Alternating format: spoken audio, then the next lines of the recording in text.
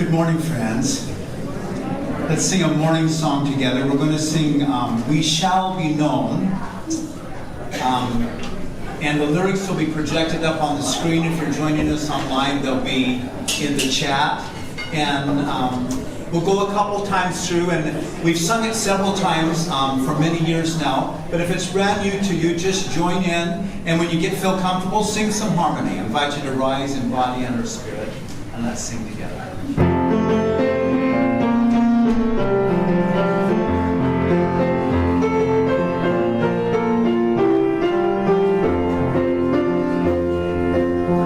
We shall be known by the company we keep, by the ones who circle around to tend these vines.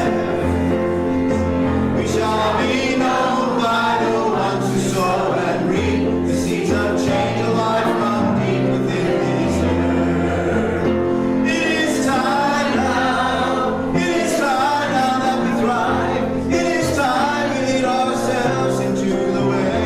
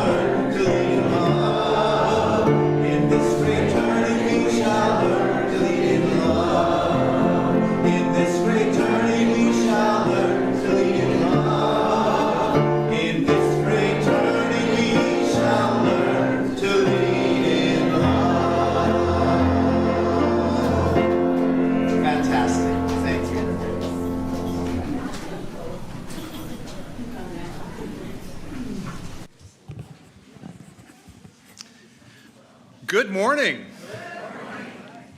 Welcome to the Olympia Unitarian Universalist Congregation. Thank you for joining us today. We are glad that you are here. My name is Curtis Tanner. I use he, him pronouns, and I'm a member of the worship arts team. I'm a middle-aged, taller white man with graying hair and white goatee.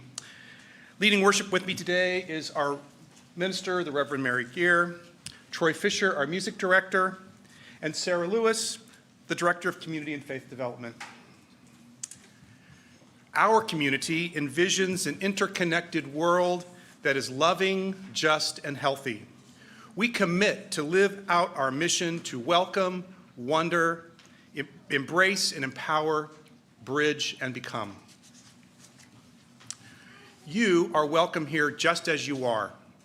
Whatever beliefs sustain you, whomever you love, however you understand and express your identity, and in all the ways that you are growing into your own becoming. Here are a few things you should know about our service today so you can feel welcome. We are streaming live on Zoom and YouTube, and the service is being recorded. Good morning, folks out there. For those here in the sanctuary, you can see the sometimes creative subtitles on the screen in front, and on Zoom for those of you online. We are a multi-generational community that welcomes people of all ages in the sanctuary. There is also nursery care and a storytime program for children in the classroom wing. Over here we have soft chairs and activities for your hands so everyone can be here in a way that supports them. Please be where you are most comfortable. And we are grateful for the many hands that help make worship happen this morning, visible and less visible. Thank you to all who contribute in so many ways. After the service, you will have a chance to discuss reflection questions offered by Reverend Mary. For those online, we invite you to go into a breakout room for a virtual coffee chat. For those in person, please feel free to stay for coffee and fellowship out in the Commons.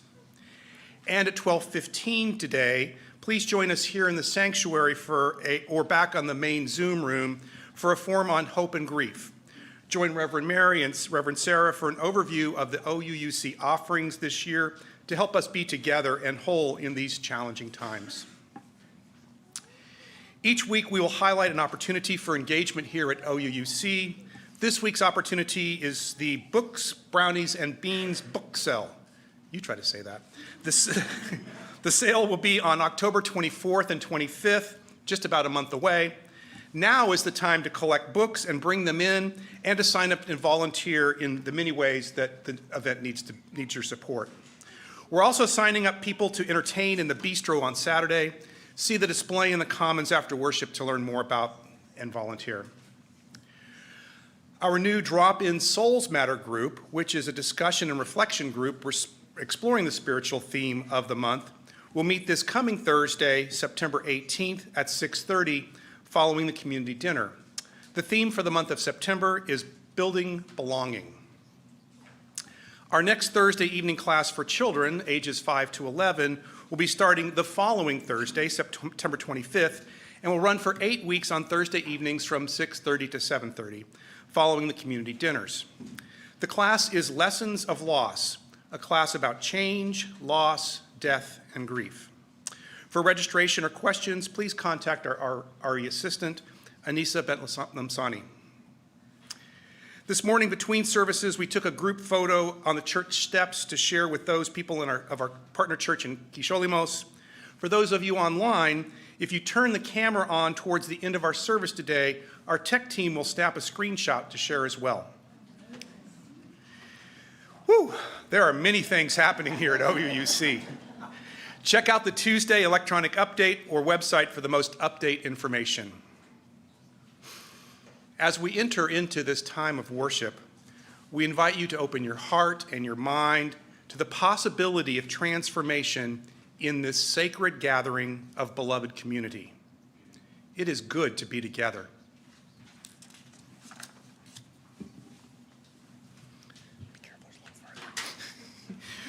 This morning, we join Unitarian Universalist congregations around the world in lighting a chalice, the symbol of our faith tradition, with these words from Janet Parsons.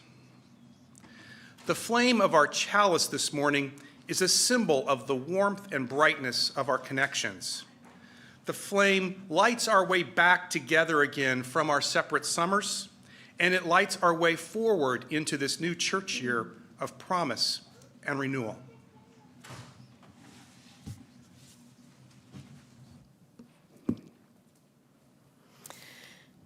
Welcome, everyone. I'm Reverend Mary, and I use she, her pronouns. And I'm Reverend Sara, and I use she, her pronouns. Our opening words for this morning are offered by the Reverend Sherry Woodbury. Welcome, who come in friendship, who long for genuine community. May you be graciously received here as your authentic self. Welcome, who come in curiosity, full of questions, or simply open. May you embrace wonder and encounter new delights. Welcome, who come heavy with fatigue, weary from the troubles of the world or the troubles of your particular life. May you rest and be filled in this sacred place. Welcome, who come with joy for flowing rivers and gentle breeze, for changing skies and great trees. May the grace of the world leave a lasting imprint in you. Welcome, who come with thanks for the altruism of the earth and the gift of human care. May your grateful heart overflow and bless those around you. Come, let us celebrate together this wondrous life. Come, let us worship together. And I invite you to rise in body and our spirit, and let's sing together again. We're going to sing Draw the Circle Wide. It may take you a minute just to get it in your ear, and then once you've got it, harmonize and then dare to move away from the screen and see one another.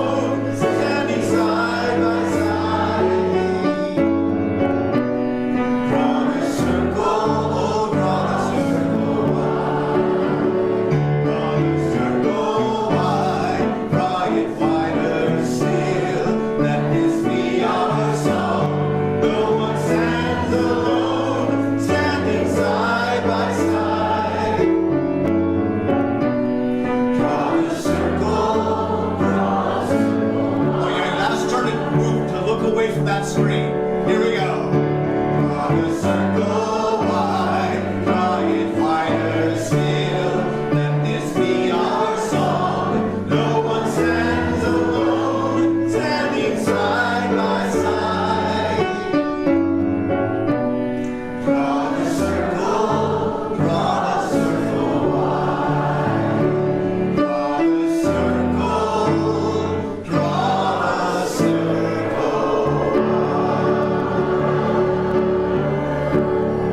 Thank you for singing.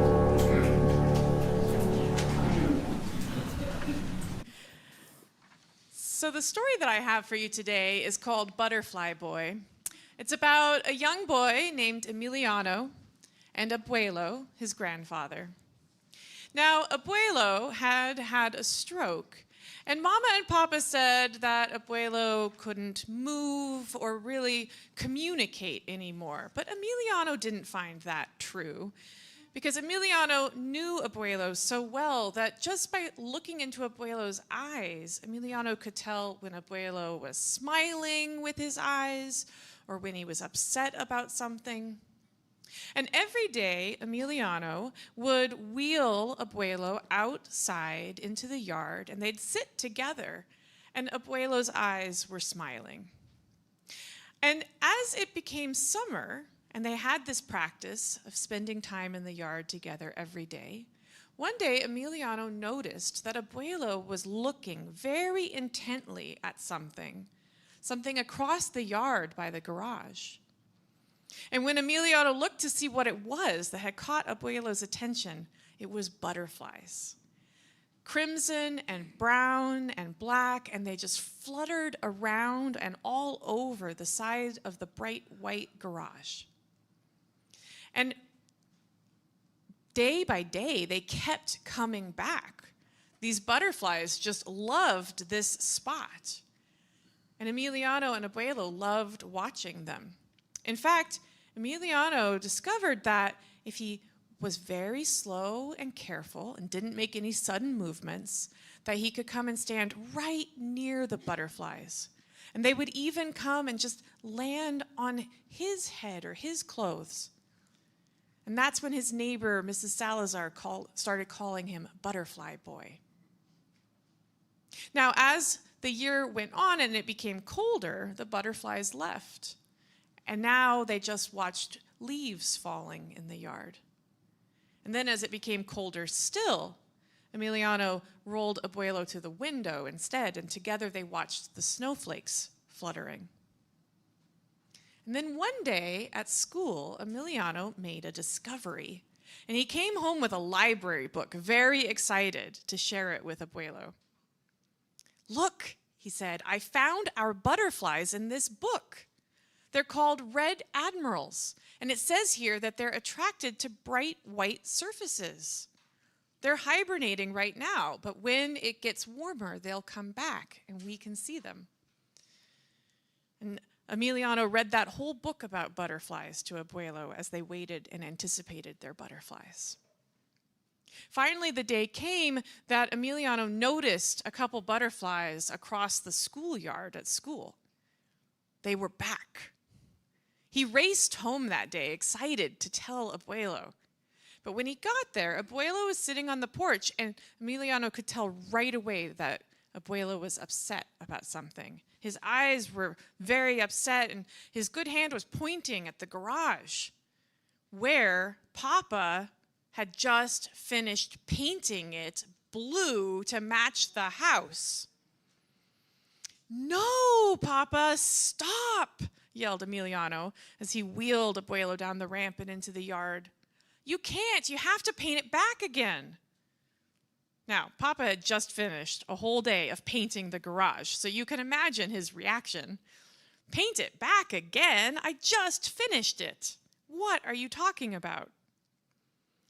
And Emiliano felt sort of stuck in that moment between his Papa, who was upset, and his Abuelo, who was upset, and how to explain this whole thing to everyone.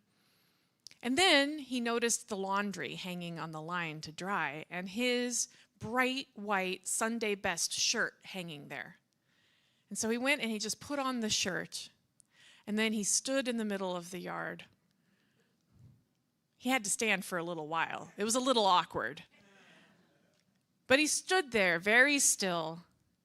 And then they came, the butterflies, landing on his shirt, fluttering all around him.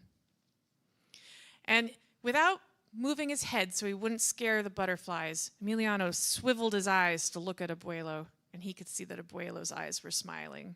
And then he swiveled his eyes to look at Papa, and he could see that Papa was starting to maybe understand. And Papa said, "All right, I'm off to the hardware store to buy some white paint. It's time to paint this garage." And Mrs. Salazar called out, "Get me some too. I want to paint my old fence."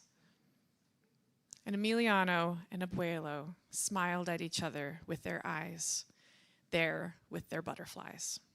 Thus ends our story.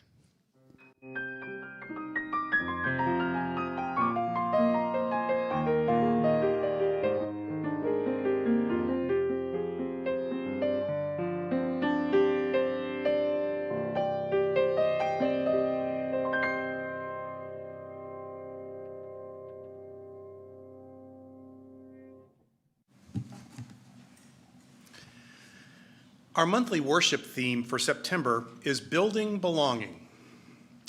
Certainly one facet of building belonging is what we do for other people to help them feel welcome here in this beloved community. And it is as important to renew and sustain that feeling of inclusion for those of us who have been OUUC members for decades as it is for the first-time visitor. I feel called to engage each person here with warmth, believing that their feelings of belonging require reinforcement with loving kindness. I also believe that an equally important aspect of building belonging is what each of us does to actively engage in connecting to this community. Belonging also comes from within. Maintaining relationships takes intention, vulnerability, and compassion. We are the stewards of our own sense of belonging. Later this week, 19 souls from this congregation will travel to Transylvania to embark on a pilgrimage to explore the roots of the Unitarian side of our faith tradition.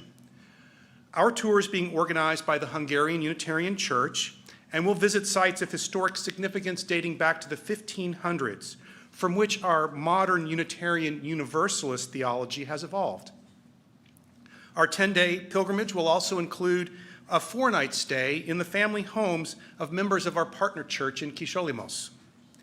Each of us is planning to bring a small gift to share with our hosts to build connection. My partner, Wendy Tanner, has created a chalice wall hanging to present to Kisholimos on behalf of our congregation. Our intent is to build personal connections with our Unitarian siblings by sharing these small gifts. Part of my intention in participating in this pilgrimage is to deepen my own understanding of and connection to our faith tradition. While Eastern European Unitarian theology and religious practice are very different from what we experience here at OUUC, their traditions are part of a shared DNA to which all Unitarian Universalists connect. I look forward to this experience and to sharing with you how it influenced my sense of belonging to our beloved faith community.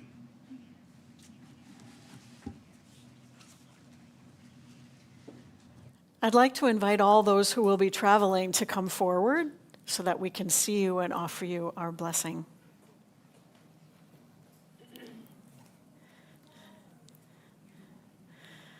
And the beautiful chalice hanging that Wendy made to bring with you.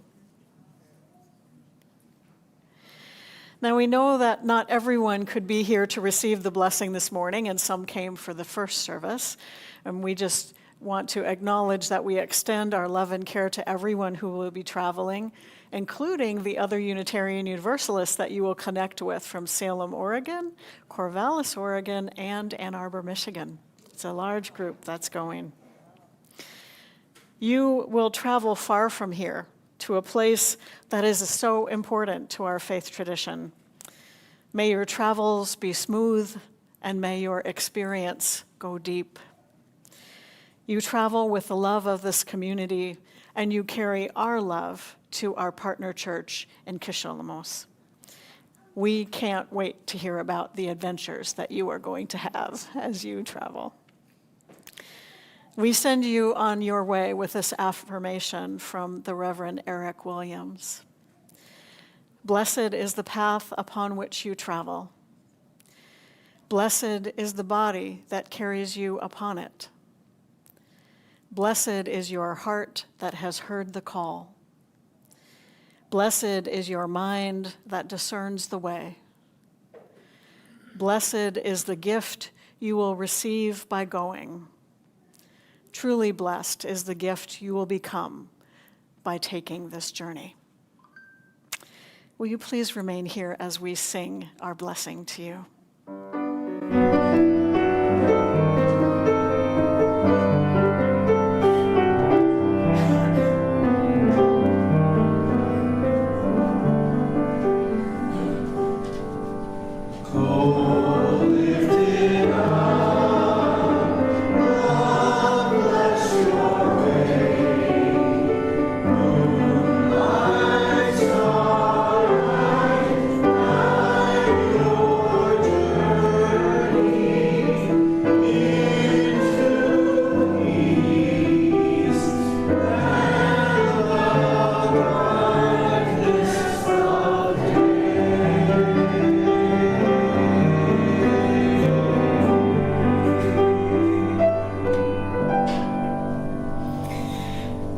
Go with our love. Thank you.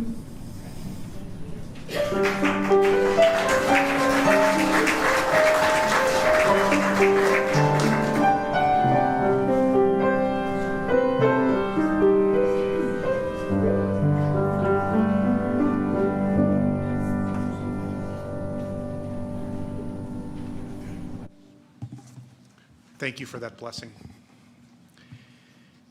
Each Sunday, we engage in the spiritual practices of generosity and gratitude by joining together in service to our community and to something greater than ourselves. This is an opportunity to express our gratitude for the gifts that life has given us, for the network of relationships in which we live, and for the presence of this community. We each have the power to share, and when we combine our gifts to create an offering, together we are able to do more than any of us can do alone. If you are visiting here for the first or second time, you are our guest, and we do not expect you to contribute. However, if you are moved to be part of our offering, whatever you share will be accepted with gratitude. The offering here does two things. Half helps to support the ongoing work of our congregation, which is also supported by your regular pledges. Thank you for your support through your pledge. The other half of our offering goes to charity. Most is shared with an organization that serves our community in harmony with our Unitarian Universalist values, and a small portion goes to the OUUC Ministers Benevolence Fund to support more urgent needs in our community. Our Share the Plate organization for September and October is South Puget Sound Habitat for Humanity. South Puget Sound Habitat for Humanity envisions a world where everyone has a decent place to live. Through community collaboration and a variety of programs and classes, they work to bring sustainable, affordable home ownership to those who need it. Seeking to put God's love into action, they bring people together to build homes, communities, and hope. May the offering now be generously given as it is gratefully received.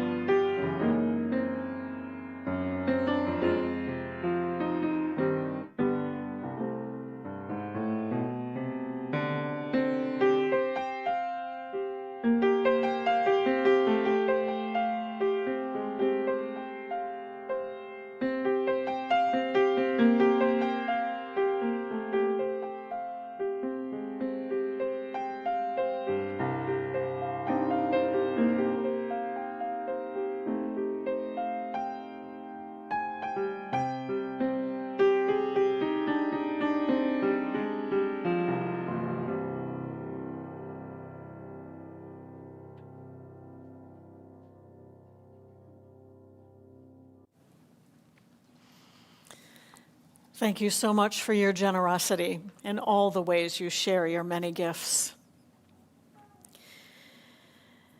For all of our existence, we humans have gathered together in times of worry and fear and in times of celebration and joy.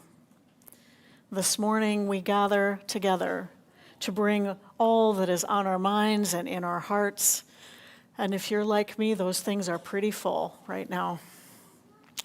Let's open our hearts to the complexity of life as we place stones in the water of community. We'll hear a drum beat. Allow its resonance to enter into your body. It's the heartbeat of our life. It's the heartbeat of our community. I invite you to take a deep breath in and out. Feel the air as it enters and leaves your body. Feel the earth solid beneath us. Feel the warmth of connection.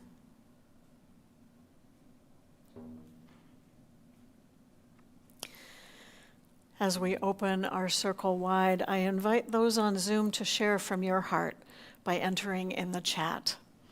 Those of us in the sanctuary will see your sharing on the screen, and it's shared with me and the pastoral care team. For those on site today, I invite you to come forward when you're ready if there's something you'd like to bring into this community. You may place a stone in the water as you hold your sharing in your heart. Let's hear the heartbeat of our community as we reach out our hearts and love and care to all those who share today.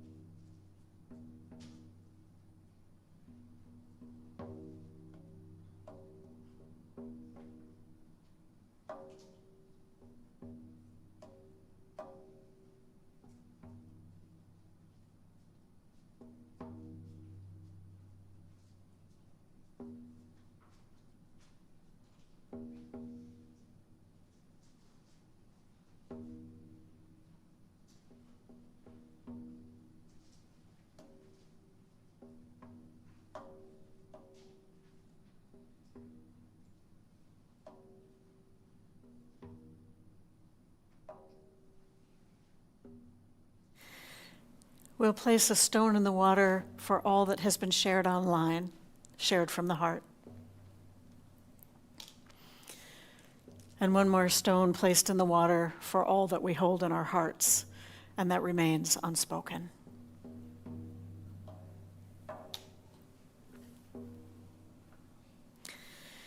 we hold together all that has been shared.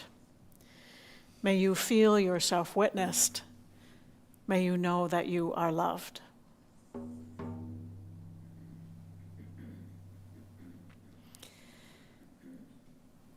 Let's take a moment as we are together to harmonize our bodies and our breath. Please be in whatever way is comfortable for you to hum. So in a moment, I'm going to start humming, and I invite you to just join me. Pick a note and hum. You can change your note or stay on the same one. Harmonize, just hum, and enjoy the vibrations that we will make together. And I invite you to place your hand on your heart or your belly so that you can feel the vibrations in your body. We'll hum for a bit, and when our humming comes to an end, we'll be in silence together.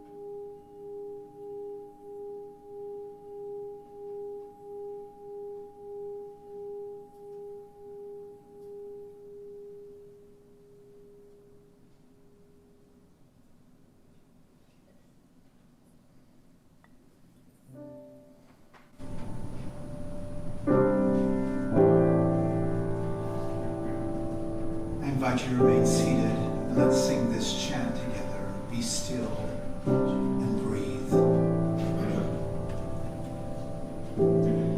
Be still and breathe. Be still and breathe. Listen to heartache, listen to grief. Be still and breathe. Be still and breathe. Listen to gladness, listen to joy. Be still and breathe. Be still and breathe. Listen to anger, listen to hurt. Be still and breathe. Be still and breathe.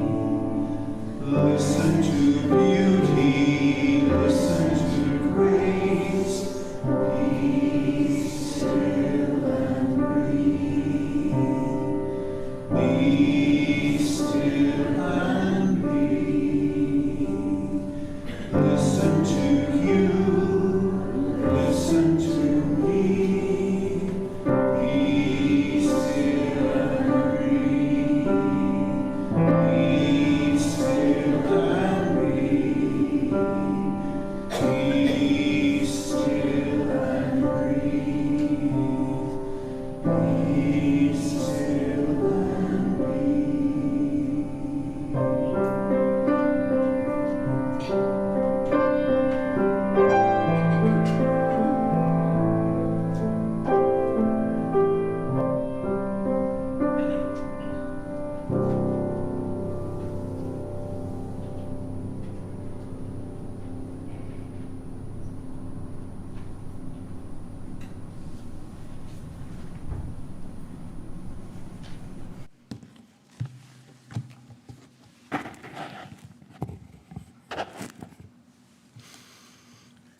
Today's first reading is from this book, How to Live in Chaotic Climate, 10 Steps to Reconnect with Ourselves, our Community, and our Planet.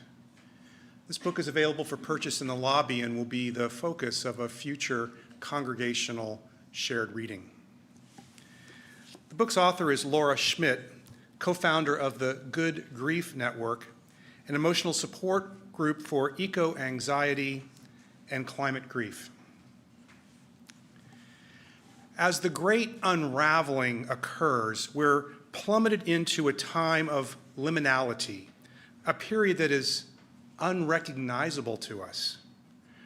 Frances Weller, psychotherapist, writer, and soul activist, refers to this liminality as the long dark. We are not referring to the popular video game, but to a space where, under the veil of darkness, this rearrangement, reorganization, and culture building can happen. Weller explains, we are entering the long dark. I use the term not negatively at all. I use it alchemically, that certain things can only happen in darkness. We are in a time of decay, a time of collapse, a time of endings, a time of sheddings. These are all necessary. Endings provide opportunities for new creations. In this space, when we have only a flashlight's distance of visibility, we have many options available to us about how to proceed.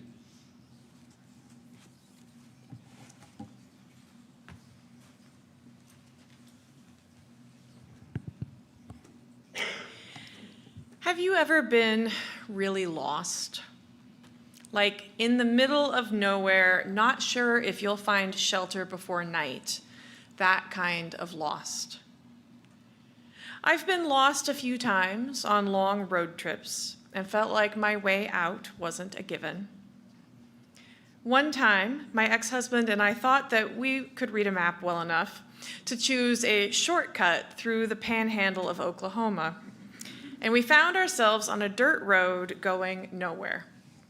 We chose to keep going and lucked out, but I was really debating a night spent camping on the side of that road or having to go up to someone's ranch and confess to being lost. Another time I got lost when the GPS failed in Idaho, and I drove in a giant circle for 6 hours before figuring out how to get back on track toward Montana. These were times of being literally lost, but I've been lost at other times as well. I have felt lost in the waiting room of a hospital, or watching the news, or waiting for an answer from someone. In the time between thinking that I had everything under control to realizing I didn't and having to wait to find out where the unknown would drop me, I had to face that I'm not in control, that I am lost. Many of us are feeling lost in the world right now. It may feel like the maps we thought we could follow just don't explain the terrain that we see around us now. We are facing weather, climate, pandemics, new political realities, things that we have never faced before. In The Lord of the Rings fantasy epic, we get this quote, "I wish it need not have happened in my time," said Frodo. "So do I," said Gandalf, "and so do all who live to see such times. But that is not for them to decide. All we have to decide is what to do with the time that is given us." I've been thinking about that quote a lot of late. I feel like Frodo. I wish it need not have happened in my time. But as Gandalf says, we don't get to choose what times we will live through. All we can choose is what to do with the time we have. And what can we choose in times like these? I want us to choose kindness. I want us to choose justice, to choose love and hope. But will we? What will the lessons of this time be? Now, looking back at those times that I have been lost, now, with the benefit of hindsight and time, I can find meaning in them. I can say that what was important was to keep going. Or I can regret the way that I lost my temper and snapped at the people who were with me. Or I can appreciate the little moments of human kindness that were shown to me along the way. With the benefit of distance, I can turn those scary times into a story to learn from. But honestly, that story is too neat and tidy for the reality. The reason it's easier to make meaning from a distance is that up close, it's all just too messy. And if it's too messy, how do we make the right choices? How do we know what to do if we can't see the path? In the reading, we heard about the long dark. And Francis Weller offers some questions for us to ask ourselves in this time when we only have a flashlight's distance of visibility. One of those questions is how to become skillful at navigating in the dark. There's an art to moving about carefully when you have limited vision. If you've ever been on a night hike or night maneuvers, or even if you've just chosen to not turn on the lights as you navigate to the toilet at night, you may be familiar with the way that you move through the dark. There's that careful step, feeling with your feet to know what is beneath you before you just tromp your weight down. There's a way of holding your arms out to warn of hazards before you run smack into them.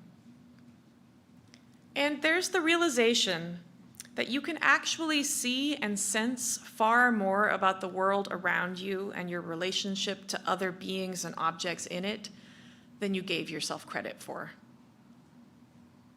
How do we build those skills in this long dark? How do we learn to test before we throw our weight around?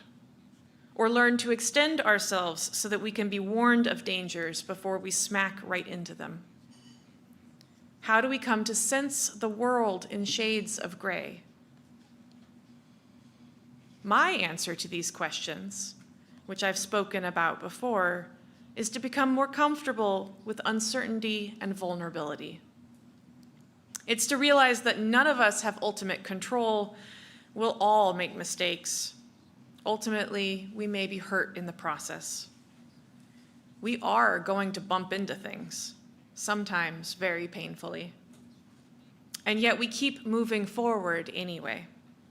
This is the way of life in this reality. As Buddhist teacher Pema Chodron says, if you are invested in security and certainty, you're on the wrong planet.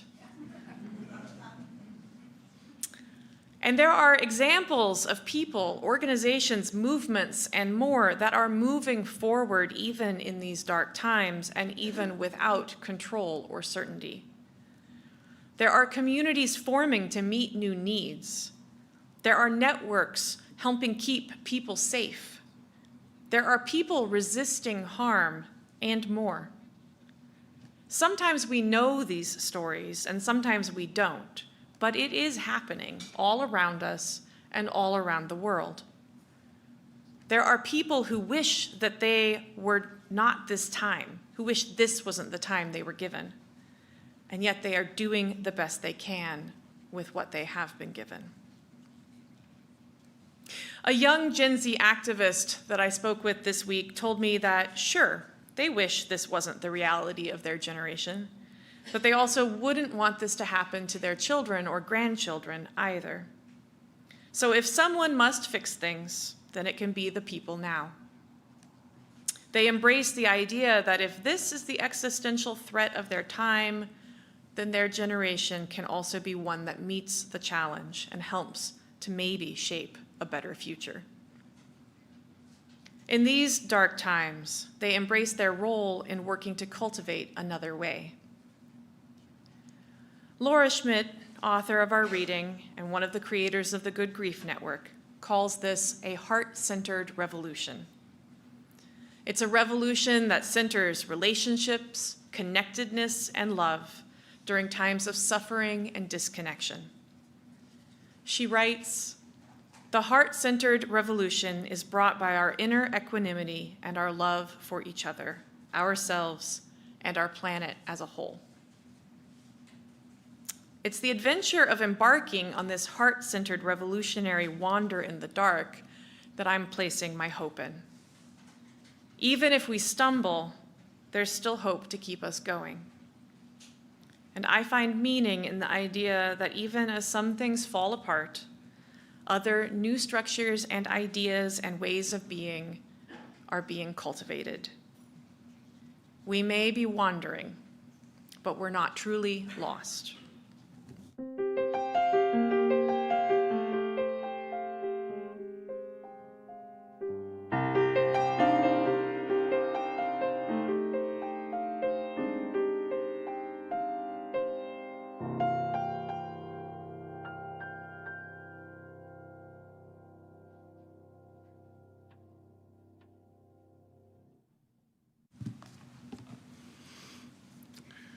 Our second reading is from this book, also available in the Commons and the subject of a future Common Read. Active Hope: How to Face the Mess We're In with Unexpected Resilience and Creative Power. The authors are Joanna Macy and Chris Johnstone. Dr. Macy was an eco-philosopher, a scholar of Buddhism, general systems theory, and deep ecology. She remains a respected voice in the movements for peace, justice, and ecology. Dr. Chris Johnstone is a medical doctor, author, trainer, and coach who worked for nearly 20 years as an addiction specialist in the UK National Health Service. He is known for his pioneering work in the role of resilience training in promoting positive mental health and developing self-help resources. They write, "In any great adventure, there are always obstacles in the way. The first hurdle is just to be aware that we, as a civilization and as a species, appear to be headed towards catastrophe. Even though there's more talk these days of the need to address our global crisis, more government and mainstream businesses still pursue the same short-term priorities that have created the mess we face. The huge gap between the scale of the emergency and the size of the response can be explored by how our perceptions are shaped by the story we identify with."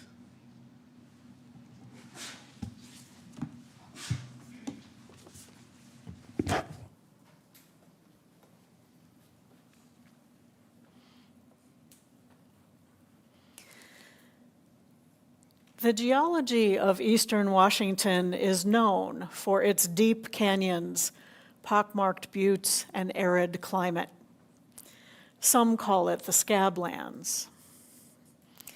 The area also has many erratics, those large stones that appear in the middle of nowhere, in the middle of wheat fields, and in the middle of, well, nowhere.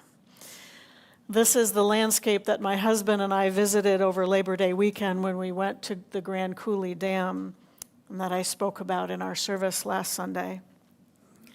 And one of the things I learned on that road trip is that for many years, the prevailing theory about the creation of this unusual landscape was that the rivers and the canyons and the buttes were created by a slow, gradual process of erosion that happened over many, many years, eons even.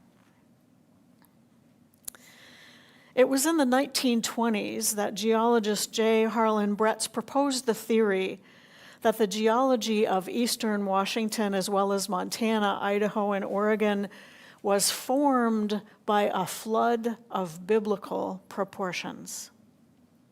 He proposed that a catastrophic flood swept over the lands, carrying massive boulders and sediment across hundreds of miles, carving out the canyons and bluffs that we know today, planting those erratics, and changing the course and size of the rivers in the area including the Columbia River where the Grand Coulee Dam sits. Bretz's heretical idea was immediately dismissed by his geology colleagues as outlandish and outrageous. It was in the 1940s that other geologists began to submit evidence that supported Bretz's hypothesis. For example, Joseph Pardee did a study of the ripples in the land around Missoula, Montana, and throughout the Scablands, ripples that he proposed were caused by sudden urges of sediment in water. The ripples are as high as 50 feet and as far apart as 500 yards, and that suggests a massive amount of water.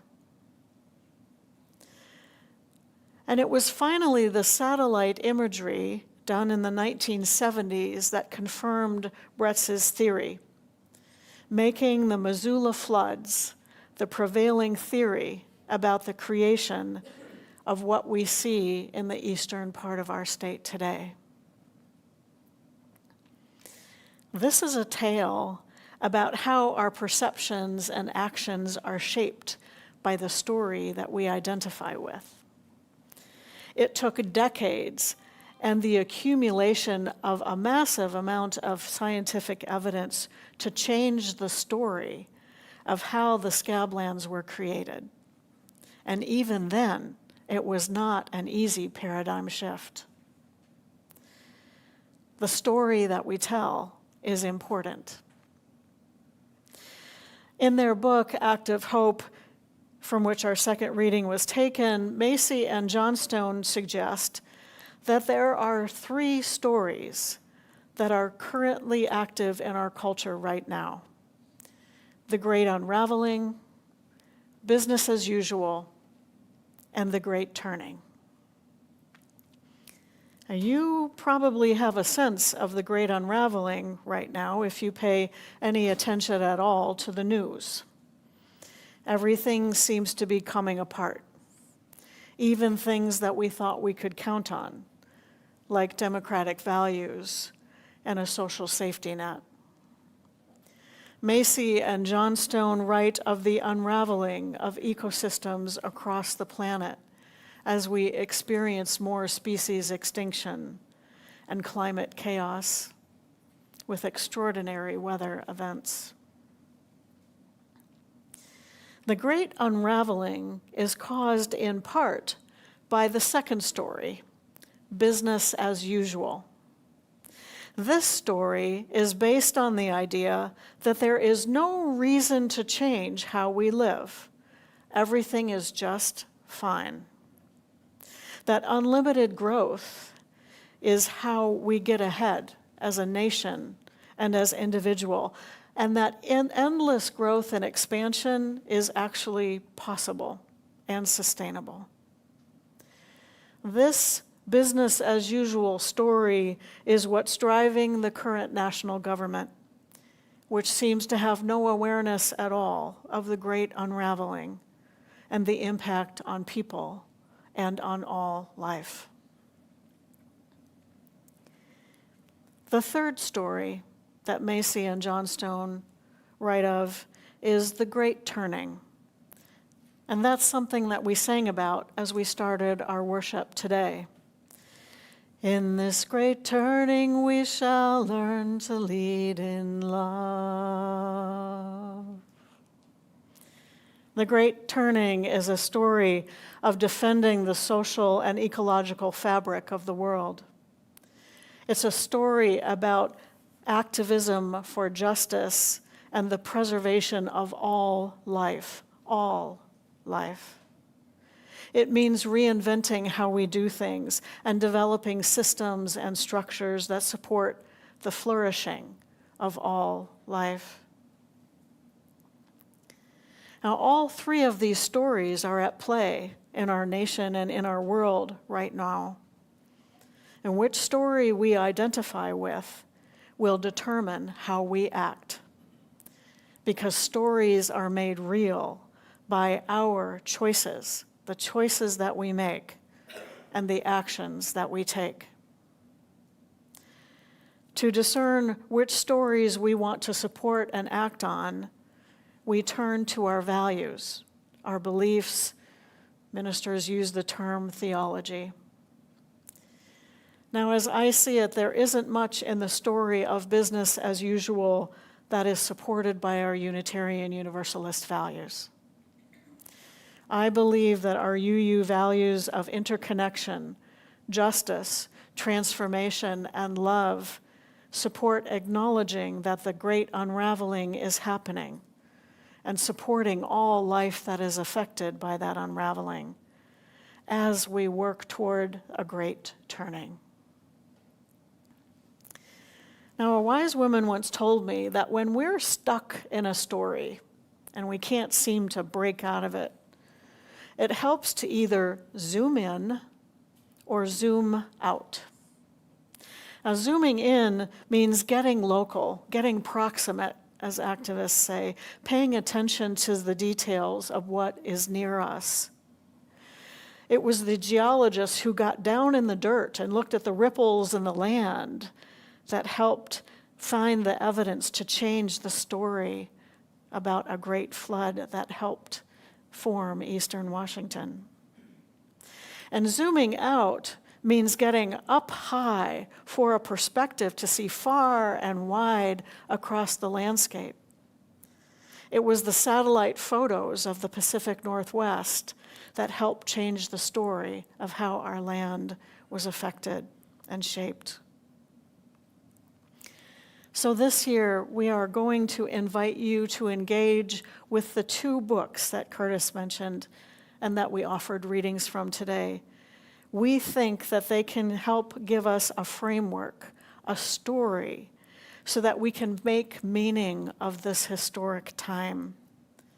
We think the processes that are offered can help us reconnect to ourselves, to our values, to our community, and to our world. And even though both of these books focus on climate and climate chaos, the processes and exercises and conversations that they invite can help us make meaning of all that is happening in our world right now. We are going to invite you to zoom out to get a perspective on this moment in history, because it did not come out of nowhere. And we will invite you to zoom in, to get connected to yourself and to with others locally, to get proximate right here. I invite you to join Reverend Sara and I for the forum at 12:15 today, online or on site, and we'll talk more about this adventure that we will be taking together. In this next year, we will wander. We will feel vulnerable. We will grieve. And we will feel grateful. We are treading on uncharted ground, working toward creating a new story. I am so grateful that we are traveling on this path together. Let's sing together, shall we? I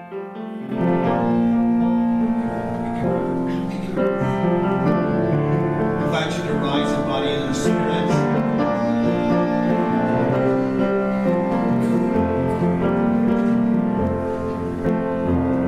We shall be known by the company we keep, by the ones who circle round and they smile.